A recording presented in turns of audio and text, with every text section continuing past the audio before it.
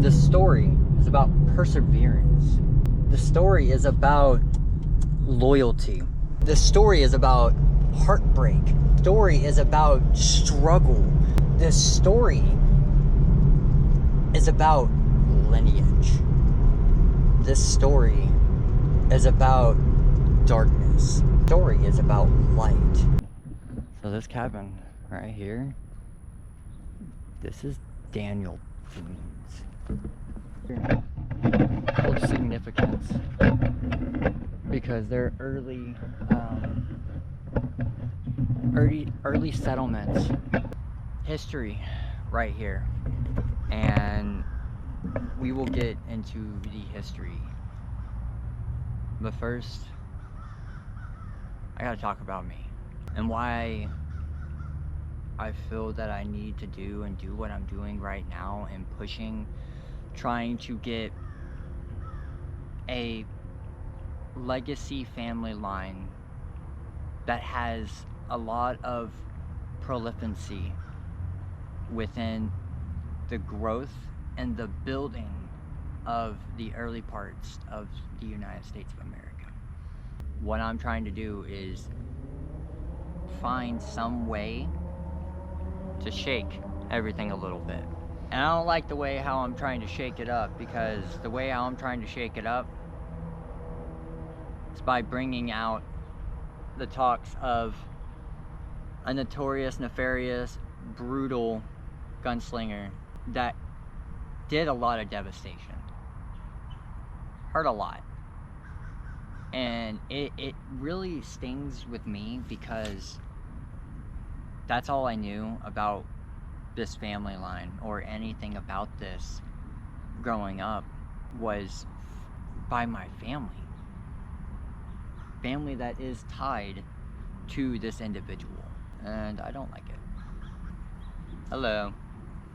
Alright, now we're on to the next one. Alright, hello. Some of y'all already kind of know who I am. Well, where this is going, not a lot of people know who I am. Alright, so my name is Charles Shane Sharp, and I'm based in Texas. And where I grew up was in the DFW Metroplex area, Dallas-Fort Worth area, but I locally am residing in Huntsville, Texas. So I am in the middle epicenter of Texas, basically, I like to say. College town, Sam Houston State University. I was driving around for a second and I didn't know where I was gonna go. My original plan was to go to the Sam Houston statue and do my videos there, but it's closed, and I felt led to do this today out of all the days. Alright, so I guess this is how we started off. When I was a kid, I was very, I guess, misplaced, and I had things going on inside of my life that I couldn't explain, and it brought me down a path to where medication became kind of an early part in my life. Ritalin, Adderall.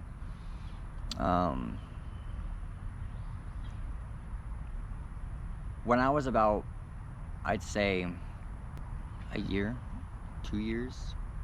No, I was probably, no, I was young. I was that young. It was either like I was about a year and a half or I was 3. We lived in this apartment complex, and I didn't know this at the time, but we had just moved in, and we were on the second story, and I see a little boy down there, and I didn't know we had just moved in, right? So I saw a little boy down there saying, "Hey, Shane, come down and play with me." And I'm like, okay. So I crawl down and I fall off of the balcony. Um, and I go into like the first level and break a flower pot. At least that's what I've been told. Um, but this one is about to get weird. So we lived in this house, this townhome in Arlington, Texas, and I remember every layout of this house, and because I would dream it. I would dream this house, but I would have these reoccurring, repeating dreams, and they were nightmares. I was cascaded with nightmares from an early age as a kid. Um, Scratching at my door. I would feel and hear someone walking towards me when I was trying to go to sleep in bed, and I could feel them leaning over me and breathing onto me. And it was always so scary, and my light would turn on, my light would turn off, my closet door would open, my closet door would close. Um, my family played it as imaginary friends, but you know, of course, you're a kid, and so your mind does crazy imaginary things. And it kind of subsided for some years. And when I was about 11 years old,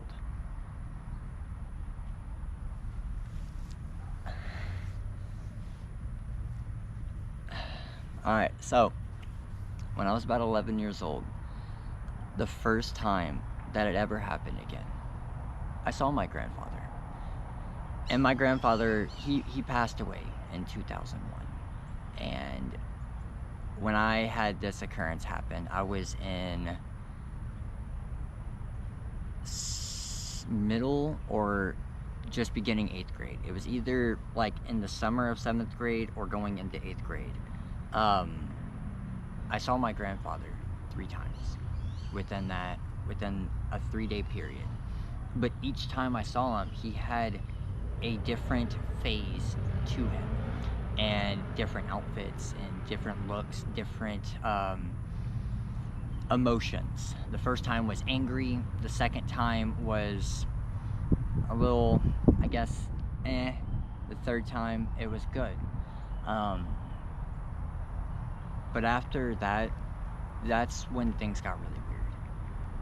I started seeing a little boy and a little girl, and they would stand at the foot of my bed and the side of my bed. It was the little boy standing at the foot of my bed, and the little girl was standing at the side. And I can give the depictions. And so the little girl, she was in white overalls, like old-timey, like Western overalls. And the little boy, and she had like blonde nappy hair. And the little boy had a little cap on, rusty, like all kind of rugged, dirty, and tore up shirt, and just his pants, everything about them was old and styled. So I never understood that, but it was happening every night. And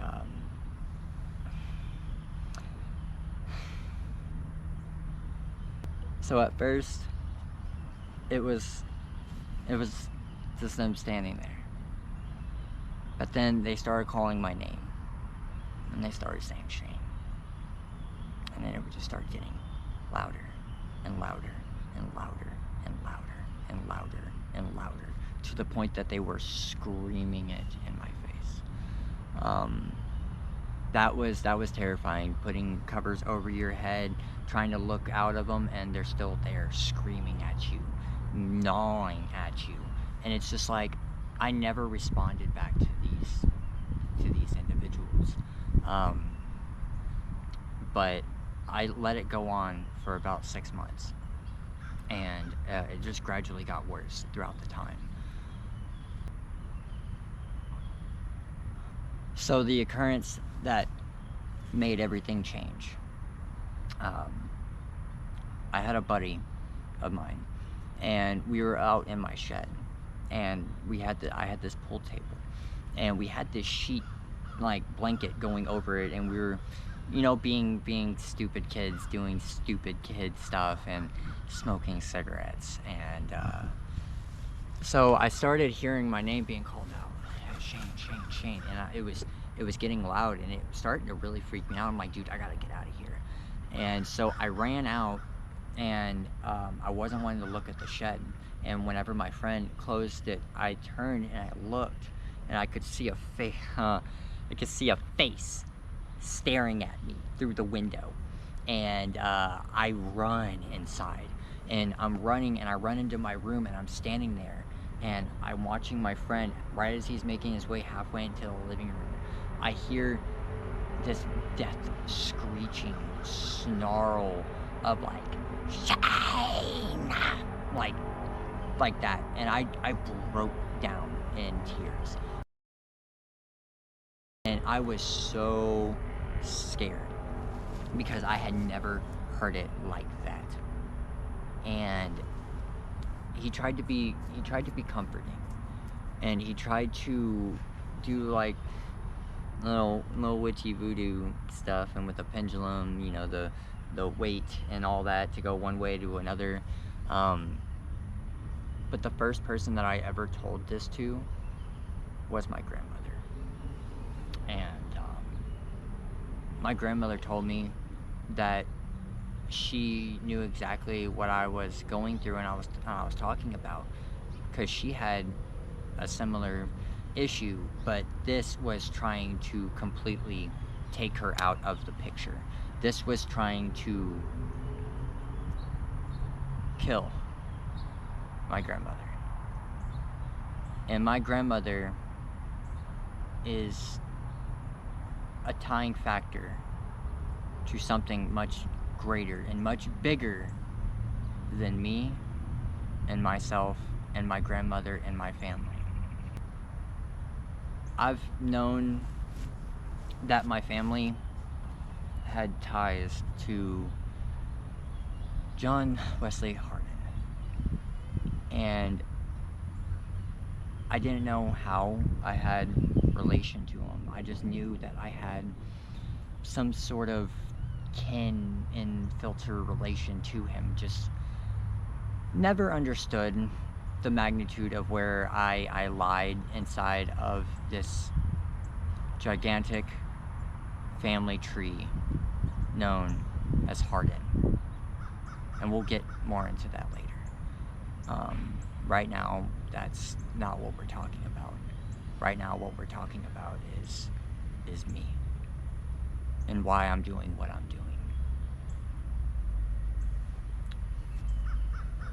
I'm going to speed through this other part. I suffered through a whole bunch of medical ordeals and medications that dumbed down my brain, that made me silent, that made me not have any feeling of emotion. I felt numb. I felt cold, not being able to really express true physical happiness and emotion, until I got off medication. And I got off medication because I had a situation take place in high school, and I have verified sources. I can still contact these people today and ask them about this, and they can tell exactly like what happened.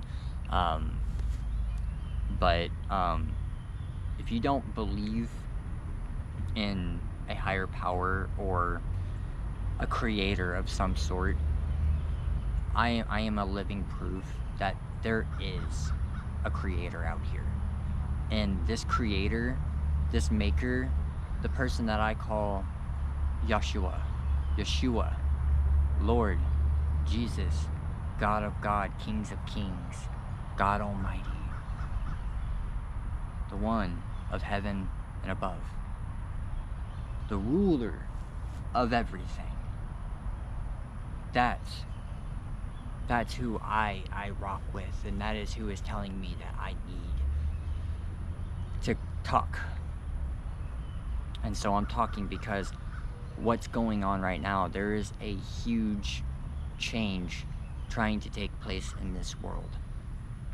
And there is people waking up and realizing that things are not right. And so that's why I'm doing what I'm doing today, is because they try to shut people up like me. People like me, I'm surprised I'm still walking and being alive at this time, because I should be dead. In 2013, I got body slammed on concrete. I got my skull fractured in 2 layers. I got my tailbone cracked in 2 places. My meniscus got messed up.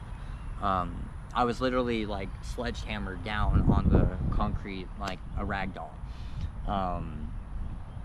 And I didn't believe in the afterlife at that moment. And this is back in 2013, and you know, I had already gone through quite a few hospitals, quite a few different types of medications, and I have not been on medications in over 10 years, and I don't want to be on medications, because I am actually honestly in the best, clearest mind state that I've ever been in my entire life, because I see things and I analyze things now. I just don't look at it and be numb to it. I can't sit there and not think on the further detail of it. If anything, I over detail it now. I over process everything. And right now I have a chance to over process everything and shake something and rattle something and get people back together after quite some years. The last family reunion that this family had dealt with was over 200 years ago. That's a long time, and there's a lot of us. But so I had gotten this body slam injury, and I didn't believe in the afterlife, and I did after that. And this is the story of it. And this is where you can believe it if you want to, or you don't have to believe it. The choice is yours. I'm a cold-hearted believer in the spiritual, and I believe in God and the devil. I believe in good and evil. I believe in good energies, and I believe in bad energies. I believe what you do unto people comes back to you. So if you're good among people, then sooner or later you'll get good things delivered back to you. It just takes time for whenever those things actually happen. We're gonna walk and we're gonna talk. So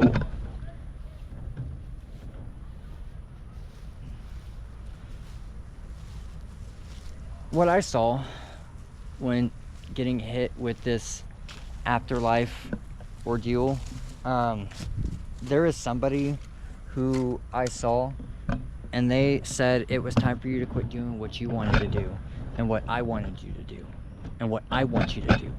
There's a bigger plan I have for you. Now wait.